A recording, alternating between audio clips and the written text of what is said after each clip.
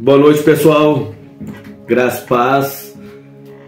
Eu estou muito feliz, estou muito alegre em poder, depois de um tempo de anúncio, começar a série trazendo a memória, lembrando de Jeremias, lá no livro de Lamentações, quando o profeta declara: eu quero trazer a memória aquilo que pode me dar esperança.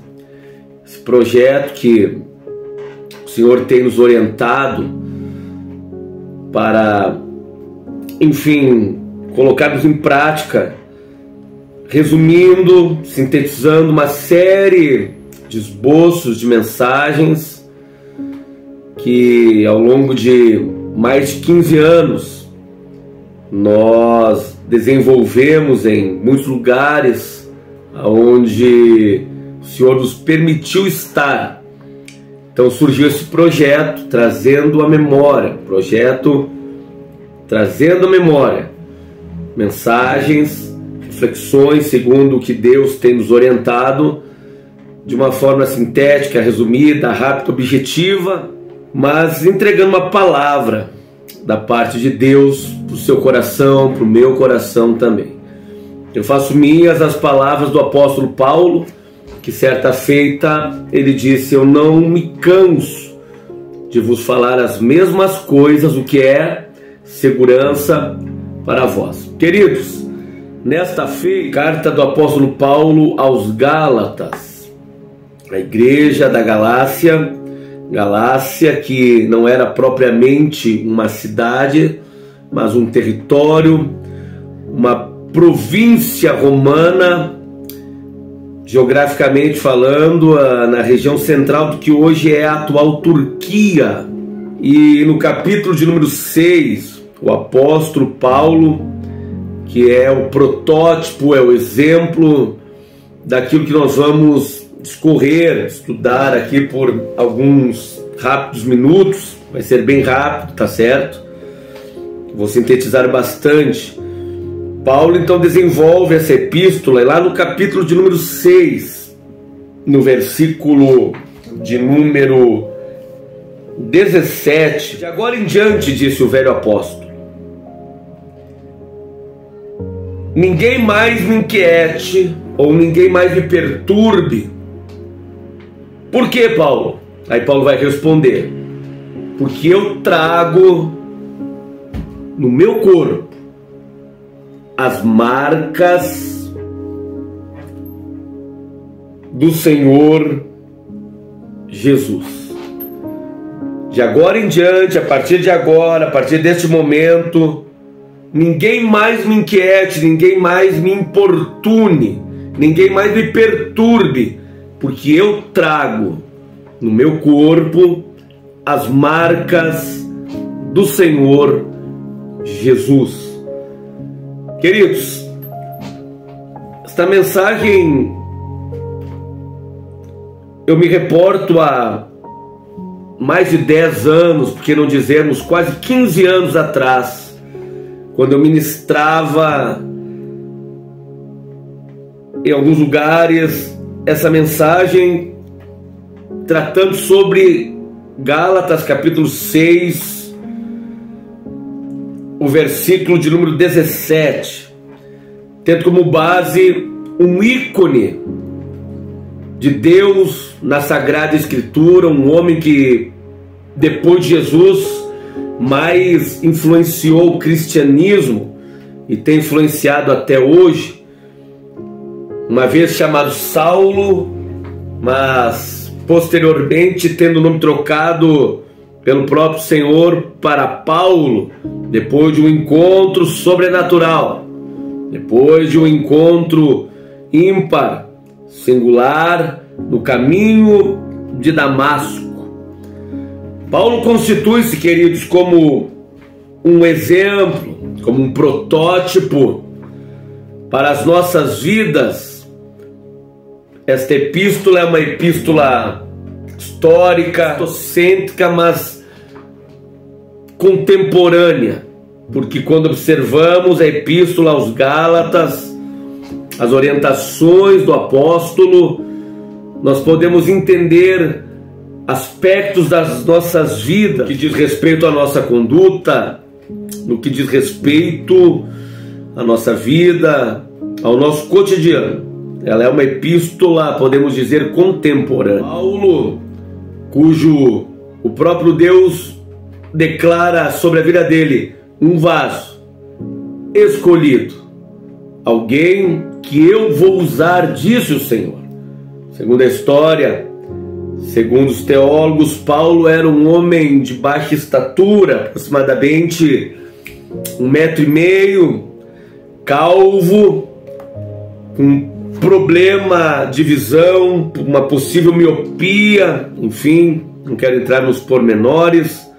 Segundo os historiadores também, Paulo era deficiente de uma das pernas, era um homem manco.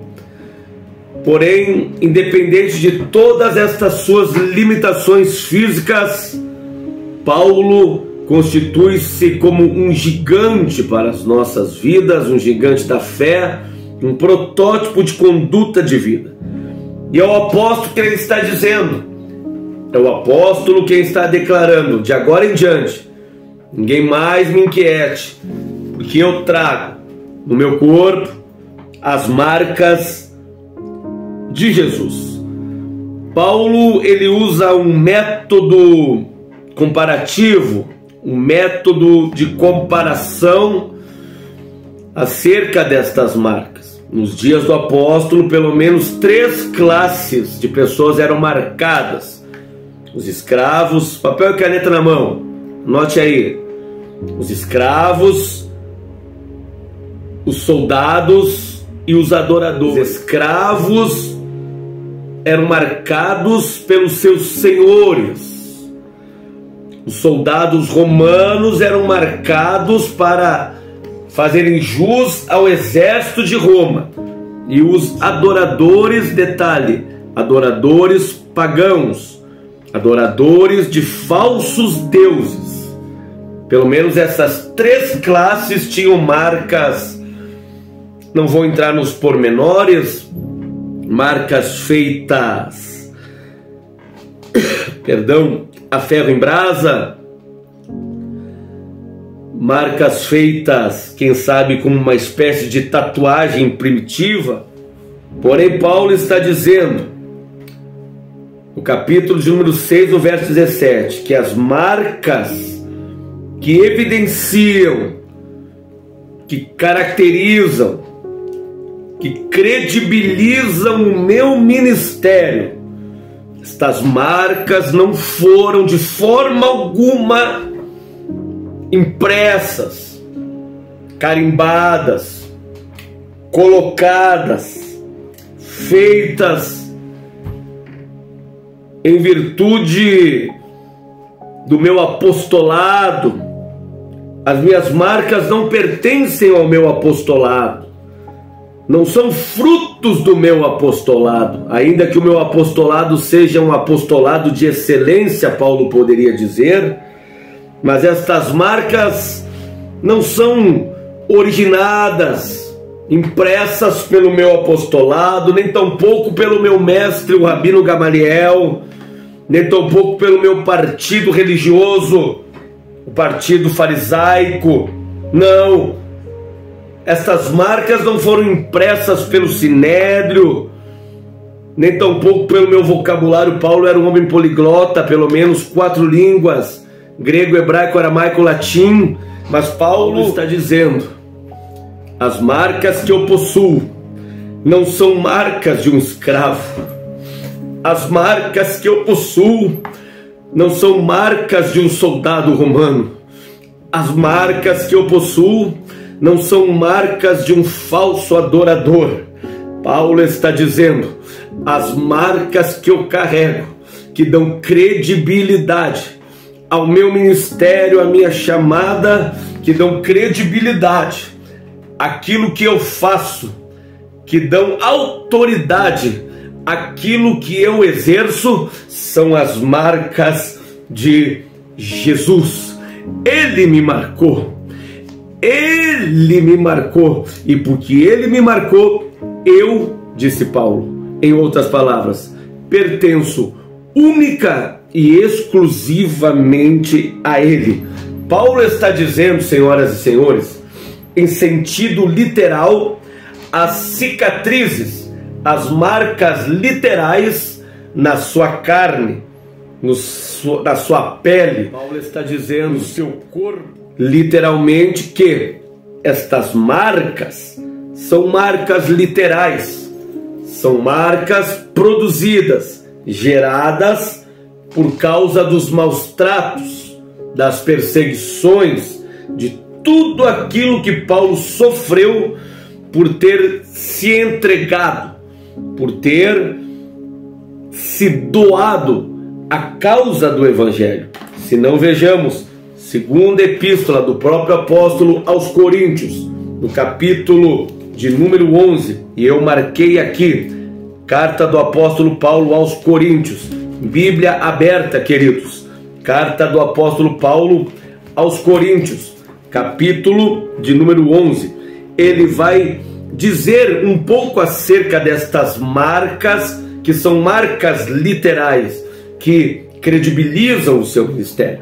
Paulo está dizendo assim: naquilo em que todos os outros, a partir do versículo 21, naquilo em que todos os outros se atrevem a gloriar-se, eu falo como um insensato, mas eu também me atrevo. São eles hebreus? Eu também sou. São eles israelitas? Eu também sou. São descendentes de Abraão? Eu também sou descendente de Abraão. São servos de Cristo? Agora eu estou fora de mim para falar desta forma. E Paulo vai dizer: eu ainda sou muito mais, porque eu trabalhei muito mais do que eles, fui encarcerado várias vezes, fui açoitado mais severamente, exposto à morte repetidas vezes, eu fui apedrejado, eu fui golpeado, eu estive na fúria do mar, eu estive, enfim, Paulo vai declarando uma série de fatores, e ele vai terminar dizendo: e apesar de tudo isso, ainda pesa sobre mim a preocupação com a noiva do Cordeiro, a preocupação com a igreja. Paulo está dizendo: eu tenho as marcas, em sentido literal, estas são as marcas do apostolado de Paulo, não por causa do apostolado, mas por causa de uma vida entregue a Jesus Cristo. Senhoras e senhores, escute um pouco. Eu estou aqui gravando no meu simples escritório, na minha simples biblioteca, alguns livros atrás de mim, aqui na mesa também. Mas o ímpeto pentecostal do evangelista, do pregador, ele corre nas minhas veias, corre nas minhas veias. Queridos, não obstante, eu quero vos dizer que,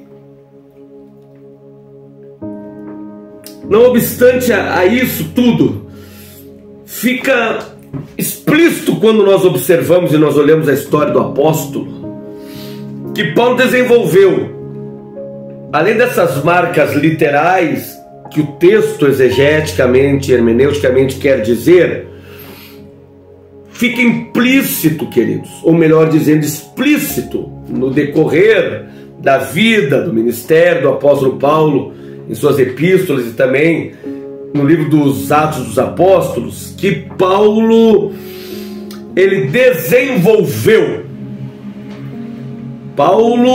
desenvolveu marcas espirituais no decorrer da sua chamada. Eu vou repetir, papel, caneta na mão.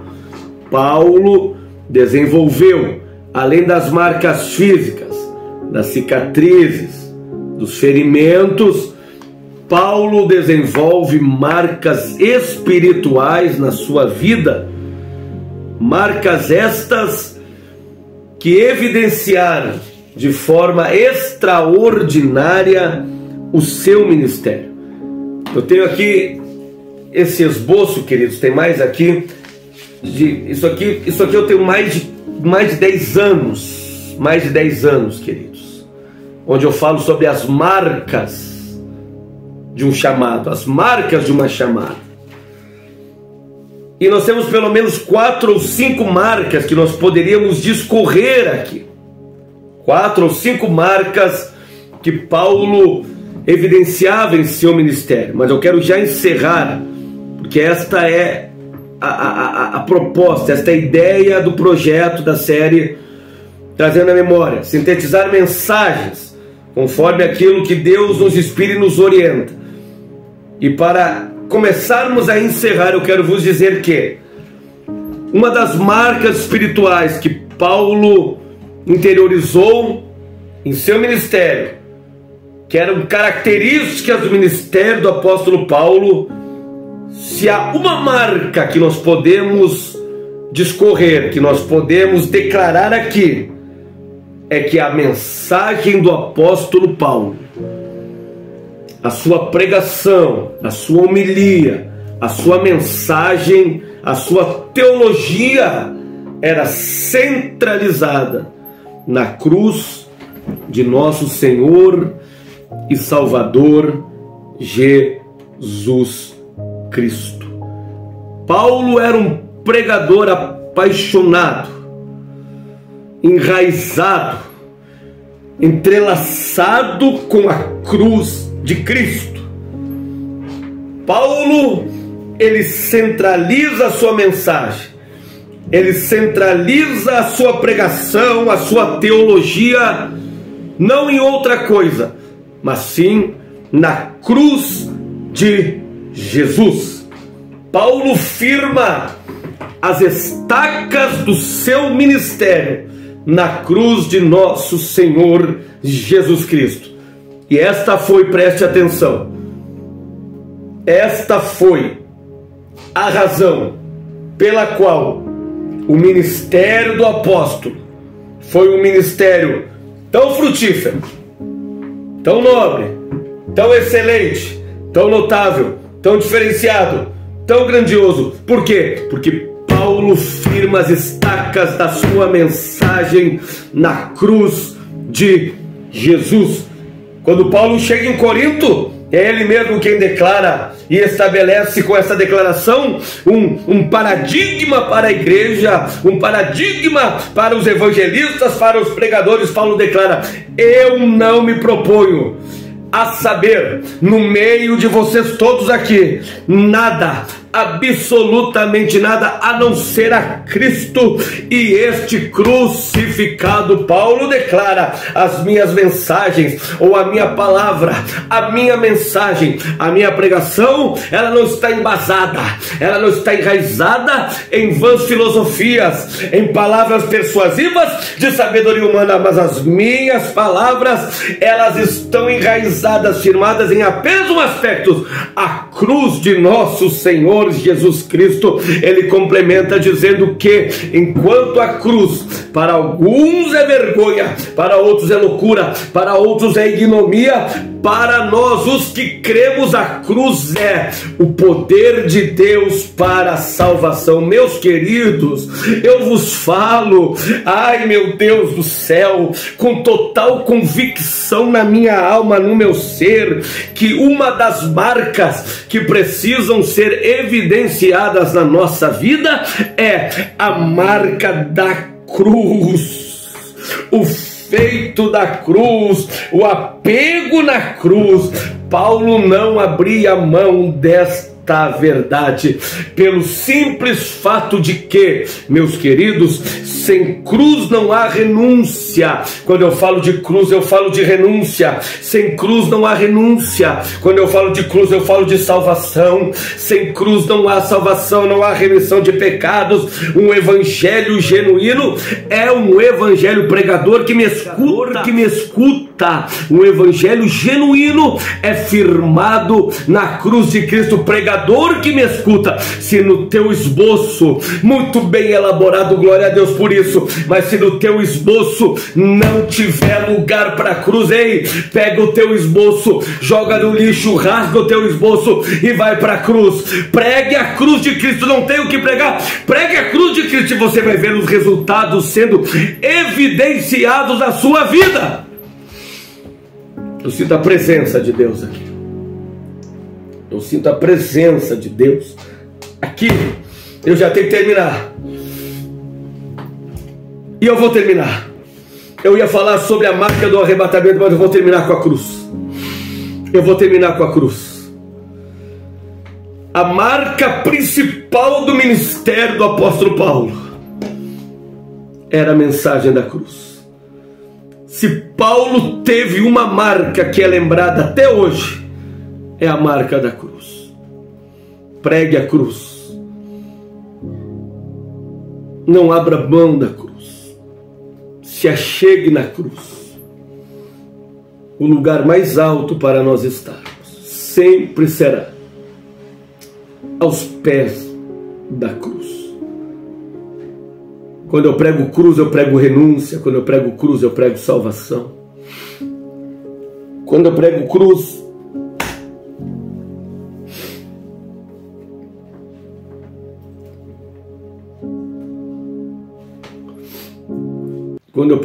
eu abro mão de mim mesmo. Quando eu me achego na cruz, a minha carne fica mortificada. E o próprio apóstolo declara: já não vivo mais eu, mas Cristo vive em mim. Já estou crucificado com Cristo.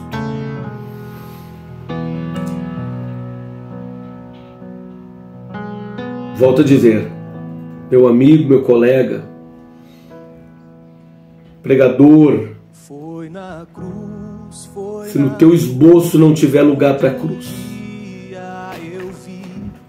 deixa o esboço de lado e opte pela cruz.